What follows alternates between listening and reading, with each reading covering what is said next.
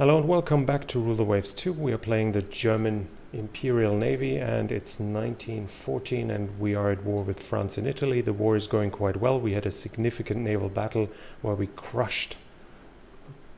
outright crushed the French fleet. We could have sunk more if we had taken greater risks, but that might have meant that we lost some ships as well, as it was becoming night and he still had a lot of destroyers.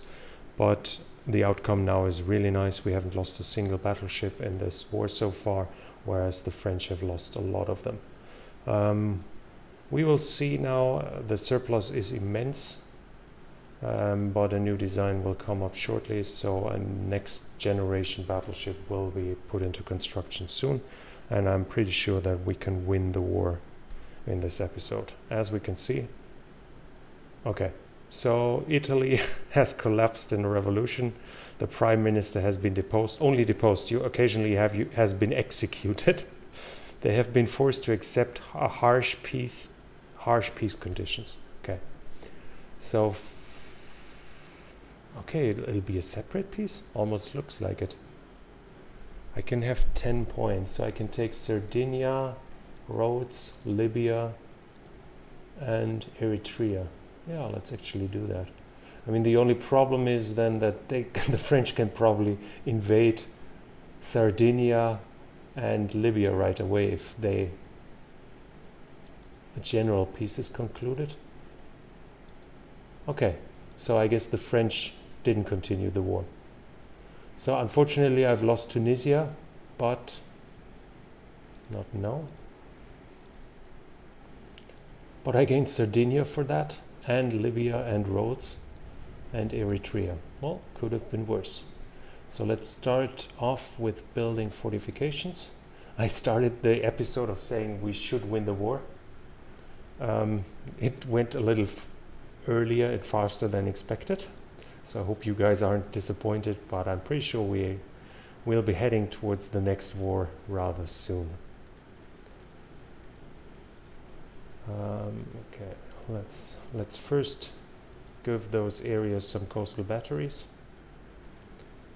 to avoid snap invasions at beginning of wars.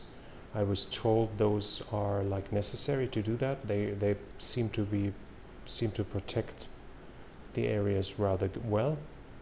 And then we need to check the overall fleet capacity, so that in the next war I can actually send enough ships down there, which means that I have to improve the bases, every base here. I want that the fleet capacity should be high enough that I can send the main fleet down there. I can't say whether I'm pretty sure that losing Tunisia in the war while getting 3 bases in the Mediterranean and 1 in Eastern Africa is absolutely worth it. In financial terms, I have no idea how the game calculates it, whether like Tunisia and Libya are considered to be equal all the time, or whether it calculates that some bases are historically more relevant and thus more financially profitable. But in any regards, this will allow me strategic flexibility, as while Sardinia can be invaded, I myself can invade Corsica and Tunisia and Sicily from this. And even if he invades it, I still have those 2 bases, and he might be able to invade one base after the other, but this will take months and years. And in that time, I am able to send in fleets and probably avoid a defeat, and then maybe even if the war lasts long enough, conquer it back. So having more bases definitely is a victory. Libya doesn't have oil yet, so only a few bases have oil in the beginning, and after that it's like random. So Iceland might have oil, or Ireland, or whatever. I had a game where Eastern Prussia discovered oil, so in like after 5 turns. So Germany was fully independent and was able to build oil-fired engines like almost from the start. And we also need to increase the dock size. I want it to be at least at 55,000. Next thing we can do is mothball everything and send everything that isn't needed on foreign station back to home port to save money, and mothball it there. Let's leave those in the Mediterranean. Those can go back to Northern Europe.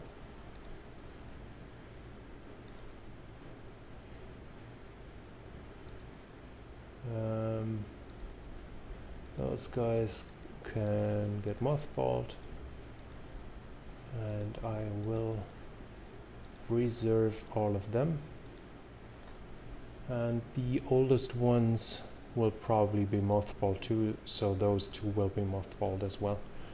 Now I have the Prinz Eitel Friedrich. We can check the design, and I think it's a really strong design. So while the guns, it only has 9 15-inch guns like the Italian Vittorio Veneto class, but it's at 45,000 tons and 28 knots in 1950. A battleship with 28 knots. 13-inch belt, 4-inch deck. So after an upgrade of the engines, which are still running on coal, it can probably do 30 knots and get 1-inch additional deck armor, which should make that ship at least somewhat competitive well into the late phases of the game. And but I don't like the Prinz Eitel Friedrich name, so I think we are going to rename her after the current emperor. So this will be Wilhelm II, the first one, and unfortunately I can't afford a second one right now. But as we can see, this is like a really nice ship.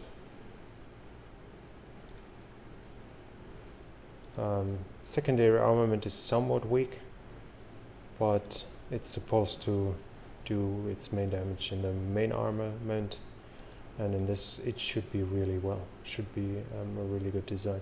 Okay, reduces engine HP requirements. Now that is interesting, because it means that if I now take this design, it already has, because the engine takes less weight, it already has 496 additional weight to spare, so I could increase the secondary a lot without increasing the whole size of the ship. So I guess the Prinz Eitel Friedrich or the Wilhelm II will actually be the only ship of that type, for the simple reason that it seems to make sense to modernize the design, pay the small amount that it costs, and just continue.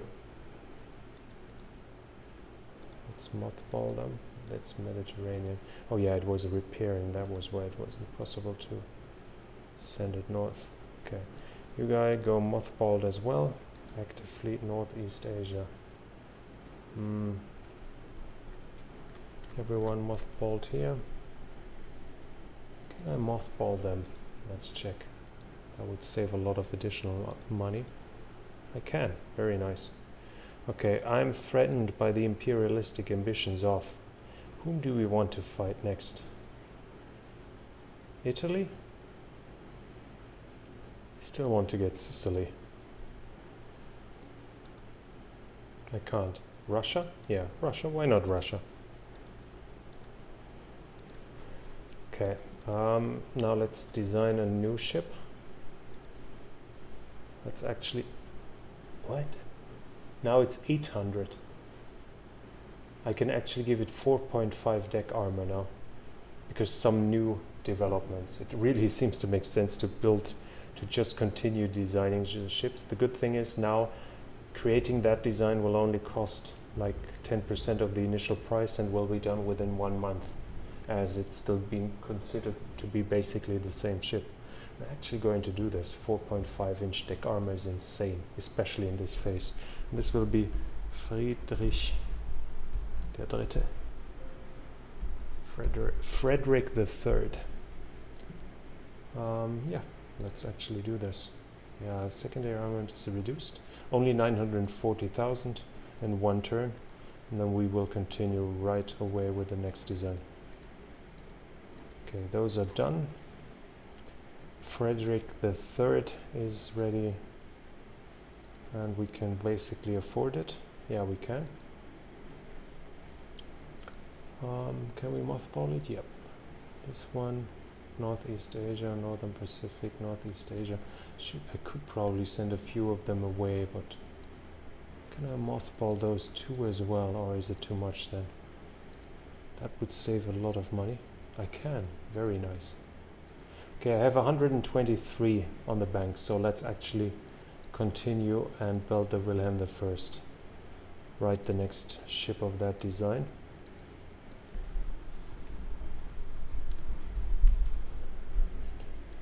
And that means we have 3 of those insanely good ships.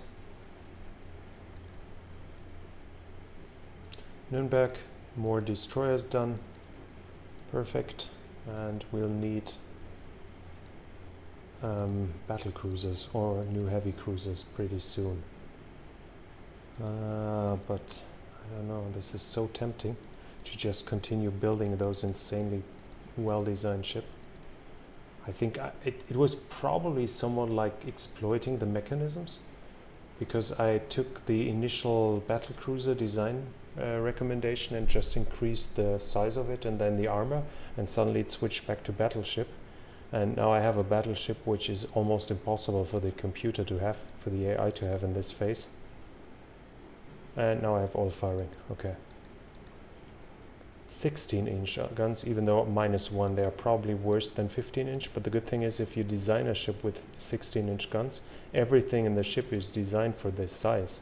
So while it takes you like 8 turns back in the seaplane bases, 8 turns back in the dockyard, costing even additional sums to change the barrels, it is possible, and thus you can modernize a ship and increase the firepower of it drastically.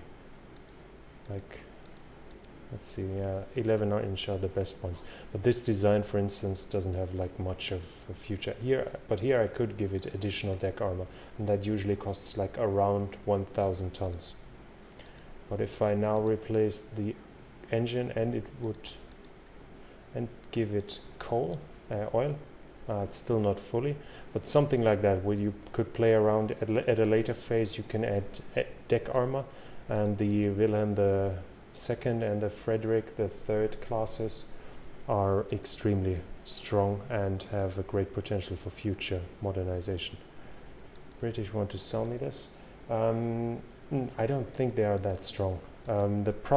So you can get torpedo hits, obviously, but the planes are very slow. But on the other hand, the other ships hardly have any anti-aircraft at all. But right now I couldn't even build. Oh yeah, I need to change this too.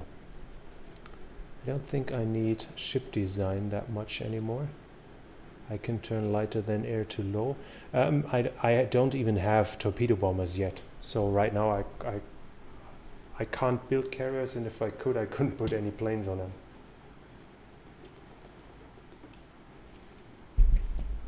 Okay.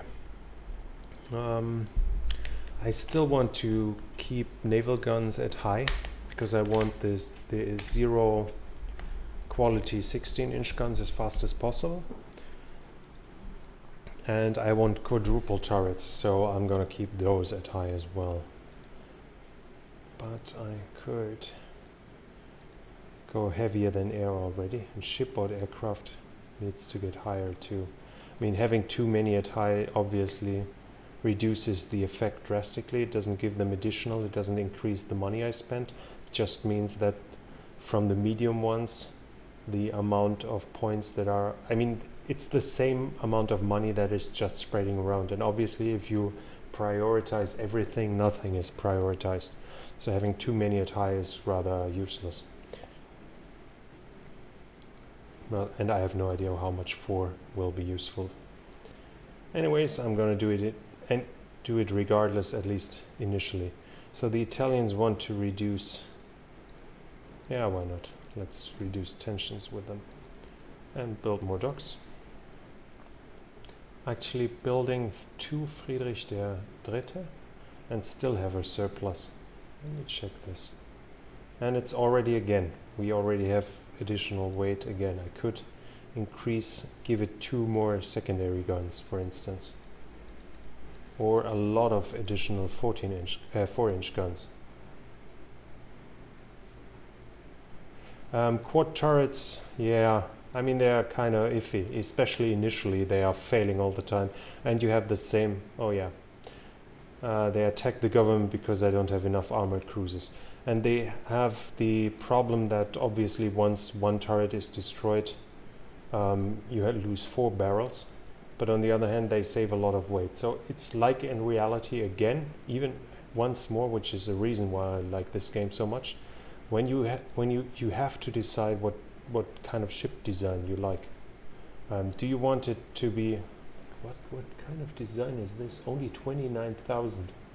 This is what the computer recommends to me. 2-inch, and I have like 4.5-inch on those here. Triple, obviously more firepower. But if you put, like, if you take away the aft superimposed and change those to quadruple, you have the same amount of guns, but you probably have less weight. And this is a reason. In the end, it's a weight saving measure. Obviously, double turrets or triple turrets all over the ship would be better, but quadruple turrets help you save a ton of weight. And that is the reason to build them. Short and cramped. Okay, how does the computer recommend this to me? It almost looked like a really nice design initially. I was thinking whether I should have like this as another design with this insane amount of firepower to just for like 15 years, whereas those might well serve 30 years, but not with cramped and short. So this design is useless. Tertiary guns, yeah, I mean you have those too. It's you can have them too, at least. If you have a regular battleship design like this here, now it's going back to 40,000 tons. Here it recommends only 6-inch guns, but as you might very well decide to have second size caliber as well. Like for instance, the German battleships in the Second World War had secondary guns of 15 centimeters and tertiary guns of 10.5, which were dual purpose. I mean, they were anti-aircraft guns, but they were able to shoot at ship targets and land targets, and did so. So you could very well describe them as being tertiary guns. Okay, let's see. If we build another Frederick III, we could call it, the thing is, if I call it Franz II, like the last German emperor, he was a Habsburg emperor, and that wouldn't make too much sense, I guess. So let's call it Ludwig II, der Deutsche. Like the first Karolinger German Ostfrankian king. Ludwig II, der Deutsche. Oh, yep. Now I make a deficit, but that should be fine. Yes, some AA is coming. You can already see it in the design. You can set up light anti-aircraft guns, medium and AA directors, and heavy anti-aircraft guns are secondary and tertiary guns. Or they might as well be main guns if the ship is small enough. But it's already here, but I can't add anything yet because they aren't developed yet. But as I can't, I don't know, add some catapults. I could add catapults, yeah, and it says it doesn't have invented it yet. But the interface already shows them. Okay. Belt armor of 9.5 inches, that's really weak. Well, fire control, improvement. Now I can research amphibious operations, okay. Flying boat. Not really great, but yeah, why not? Internal upheaval. We can send a fleet there to take over control. Now that would be awesome. Yes, got it. Perfect. And I get increased elevation so the guns can shoot fast. And triple torpedo mounts. Wow. And I can now research anti-aircraft. Okay, nice. Flying boat as well. 109, I don't care. The first battle won't be that much of importance. But now I got Guam, and I even got it without a fight. I remember it was like there was a revolution against the Americans, and I wondered whether I'd be able to get it, but that's really nice that I have been. And now we are at 150, but I'm going to improve the bases regardless, even more. I don't know how much I'm going to need, but I want it to be at least 250 to be able to send several battleships down there. No, other nations don't fight each other, except if they are in an alliance with you.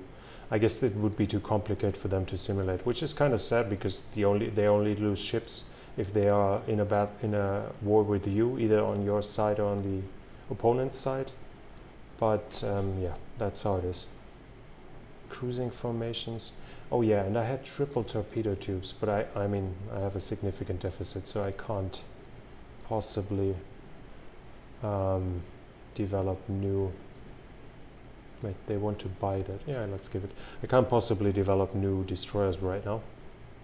African country, we can now send increased tension and get more budget. Yeah, let's do this. Larger seaplane carriers. Let's see with whom does it rise? With everyone. Okay. Need to be careful that I'm not at war with the French and the Russians at the same time. But yeah, so no tension development between other nations.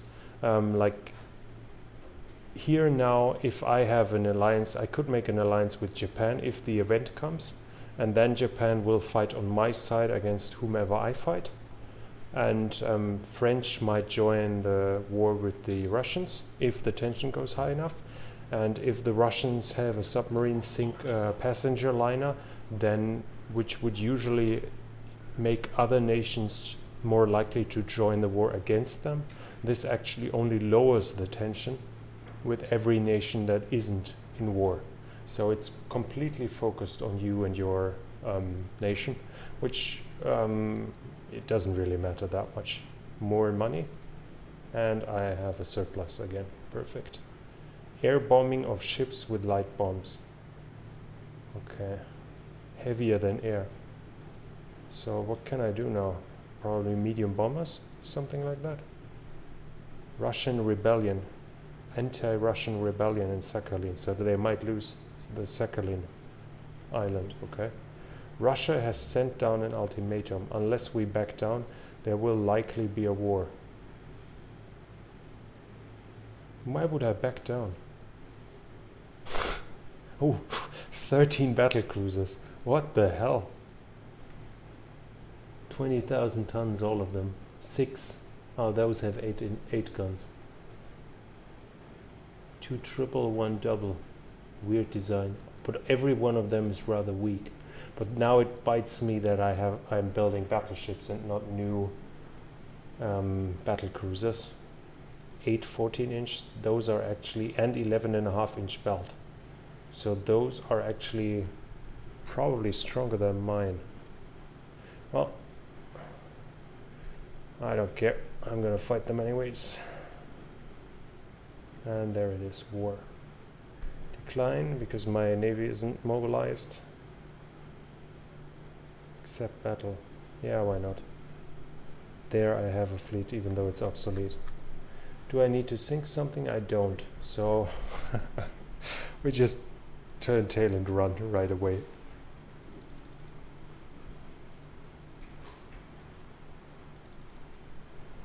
I have no idea what he has there, and those are my colonial cruisers, most likely.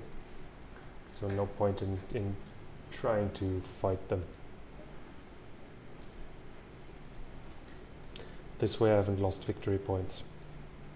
Okay, now mobilize. Those guys here are going on trade protection, and I can actually send all the 600 tons DDs to that. Trade protection. Those guys are getting mobilized, activated. 20 destroyers should be enough for now. Activation. And all of them, and this will cost me a lot. and we're actually running a deficit now. So without war, even with the additional money through the war, I'm now running a deficit again because of those. Well, can't change that, but at least all of them are upgraded. The heavy cruisers aren't. They are really old. Should I spend money on that?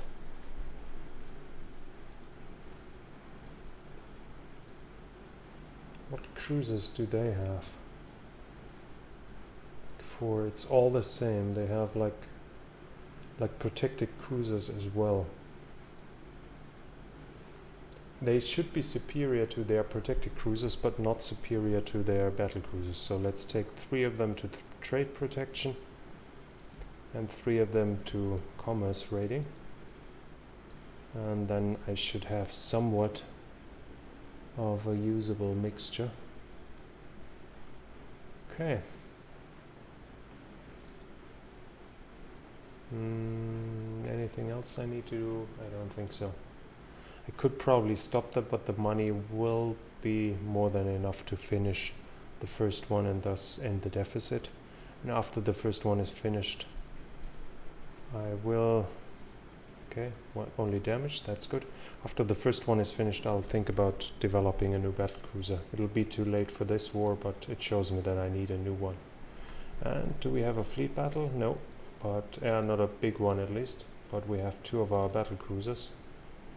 13-inch, yeah, I mean they are good, well armored.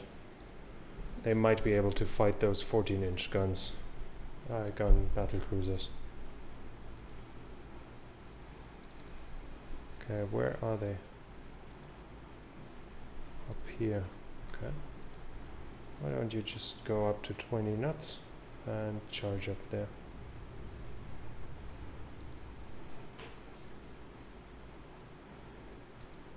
Okay, so there is a destroyer up here, destroyer of mine, who is, yeah, who has spotted a lot of them.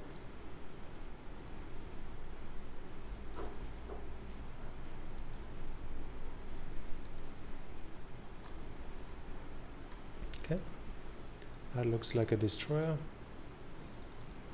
Yep, that is something bigger. Okay, there are his battle cruisers. Well, let's see, this design is like with crossfire, wasn't it? No, it isn't. Okay, so I don't need to show this much broadside. I don't think it calculates something like the armor angles here, but what it the difference will be between angling in or out, that is how I can move my ships, whether to close in or something like that, to enable me to use all guns. As we can see, the back turrets are still not firing here. Now they should open up. Okay, destroyers here. I really need to be careful with those destroyers. Let's increase speed. We're down to 22 knots already. 28% damage already. And even flotation damage. With only 1 hit. Wow.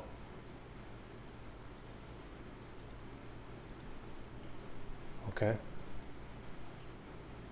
That is actually quite impressive. I mean, they're weaker than me.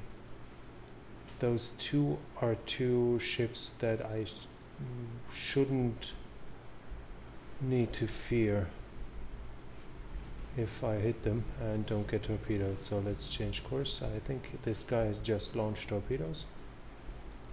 So let's turn back. Okay, we're hitting him.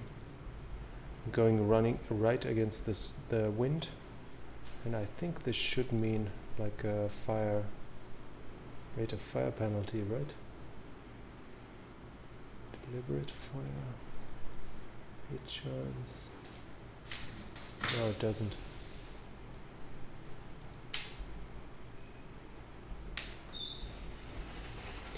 Okay, I need to be careful of those destroyers, because they might very well...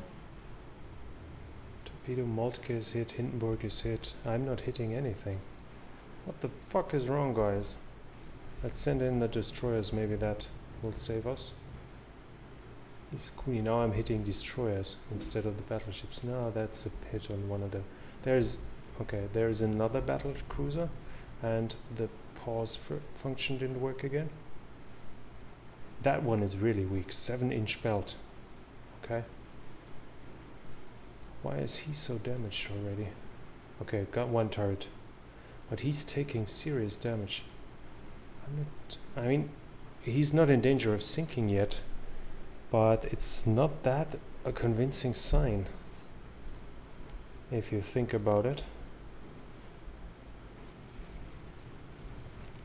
I should have them concentrate on the Ismail.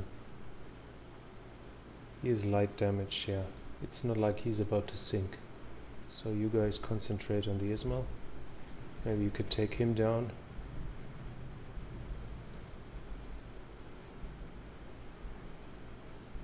Can you please?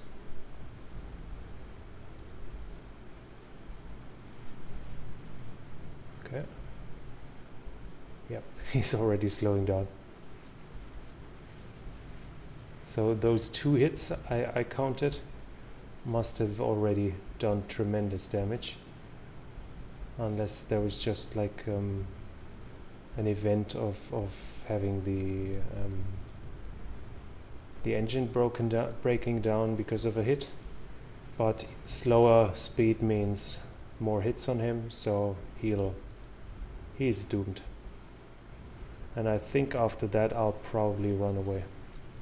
Sinking one of his battle cruisers should be enough for this. No need to take additional damage, and I think I need to go closer in again because there will be torpedoes. Let's turn their way. I need to show enough broadside that that my battle cruisers can do some damage.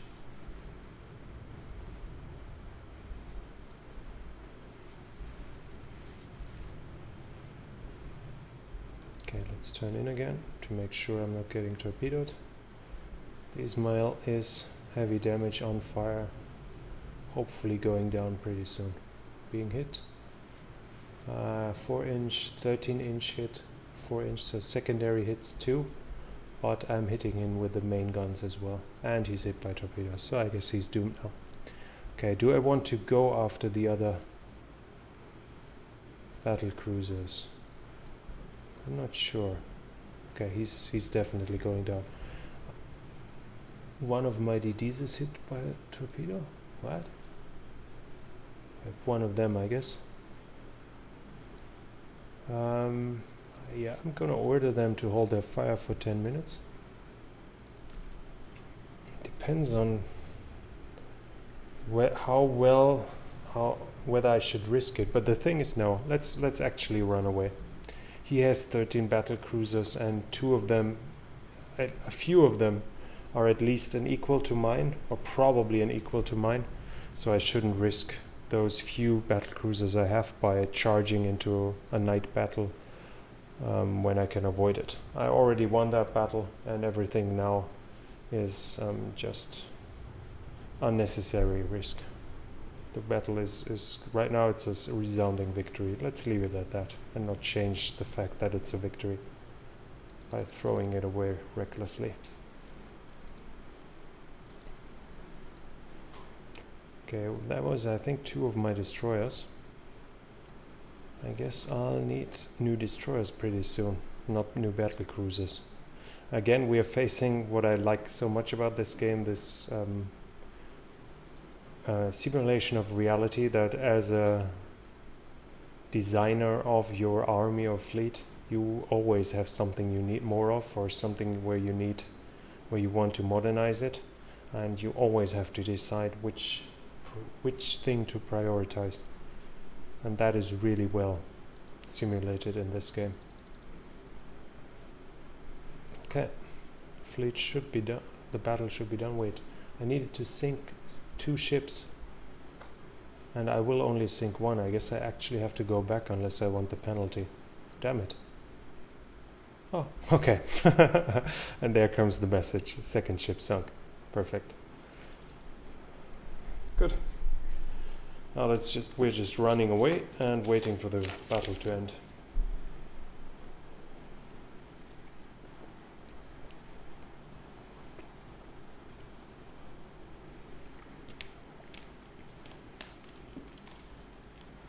And then we can actually order the army to try to invade the Baltics.